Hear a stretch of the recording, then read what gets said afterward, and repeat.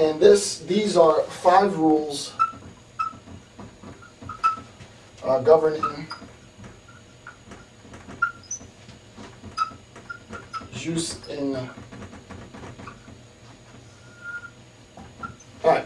So these are 5 rules governing jus in bello, right? The actual sort of war itself, battle itself.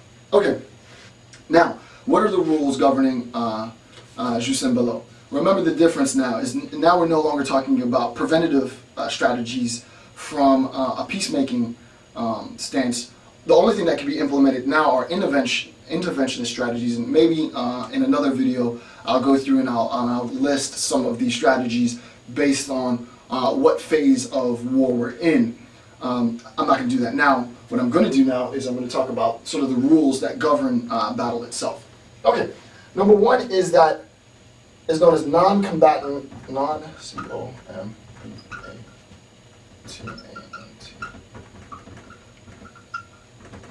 Number 1 is non-combatant immunity, right? That's pretty explanatory, right? You have to make sure in battle, while I'm actually on the ground fighting, that the armed forces aren't killing non-combatants, right?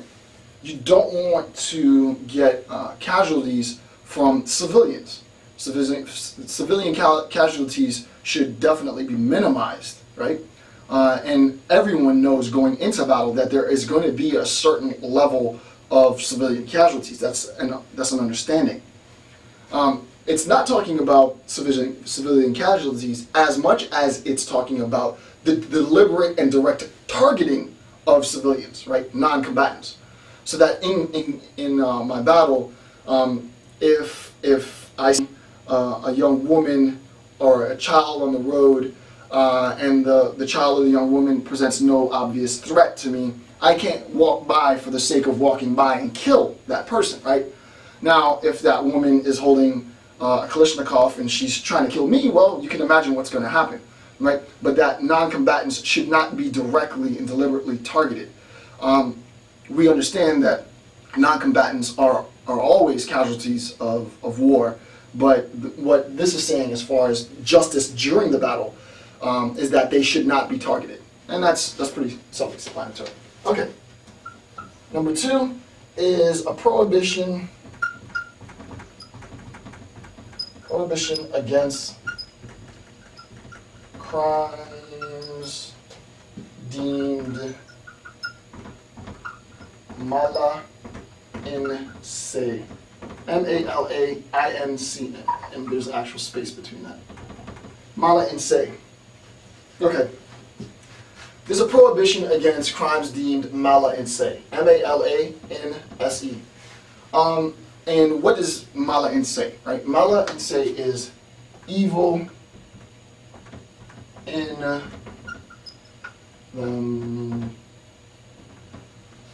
evil in themselves, right? Or evil for the sake of evil, or inherently evil, right? Prohibitions against crimes deemed mala in se.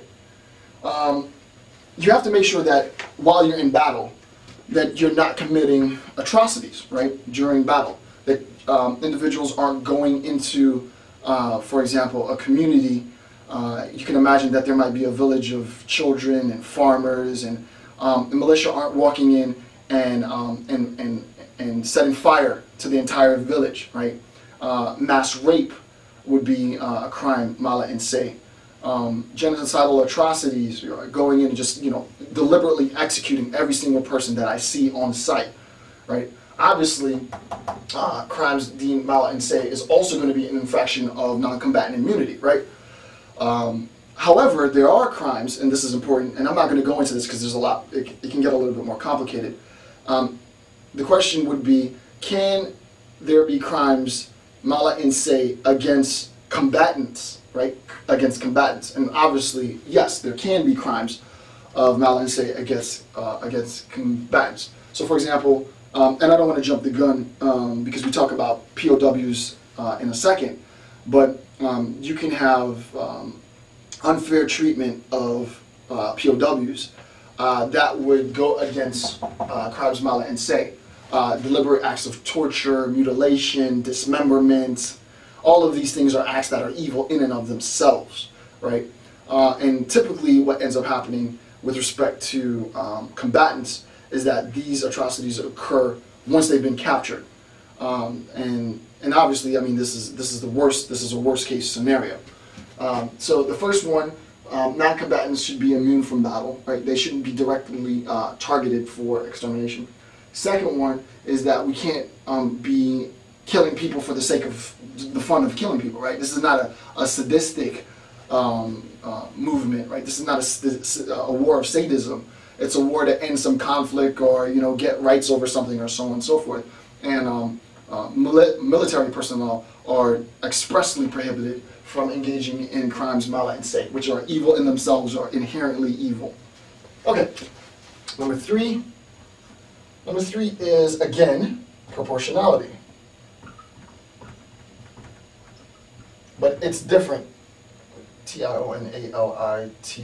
Proportionality. Okay. Proportionality. There's a lot. It's different here than it was in the discussion of jus ad bellum, right? In jus ad bellum, pre-war state. In jus ad bellum, I'll write it down. Jus ad bellum, in a pre-war state, proportionality, again, just to remind you, I just said this a moment ago, refers to justifiable means in attempting to arrive at an end, victory. In jus ad bellum, during battle, it's different. Proportionality now refers to, I have to make sure that the violence that I use, the use of weapons, the discharge of my gun, the discharge of my machinery is only used in proportion to the perceived threat, right? So, for example, if young boys are at the end of sort of a blocked off, a dead end, right, and they're and the military's the military is guarding something, and the young boys are taking up stones and throwing stones. Can the serviceman, fire a shot in the air? Yeah, sure. Fire a shot. Let the young boys scatter. Proportional. It's proportional. If the young boys are throwing stones, can the servicemen, take their guns and kill all the boys? Well, the argument then becomes problematic, right? You might say yes, you might say no. Some people might justifiably say we don't know the difference. We can't tell the difference between grenades and stones. Well, sure, okay, fine. But you get the idea. With respect to proportionality, the violence that's being used, the artillery that's being used, should only be used in proportion to what's known as a perceived threat.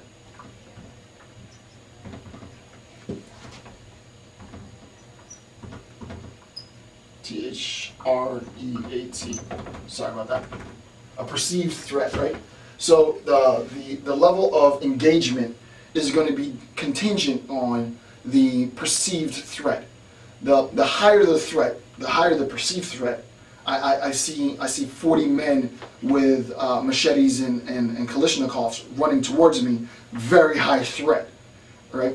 Very high use of force. The force that I'm using is going to be proportional to the perceived threat.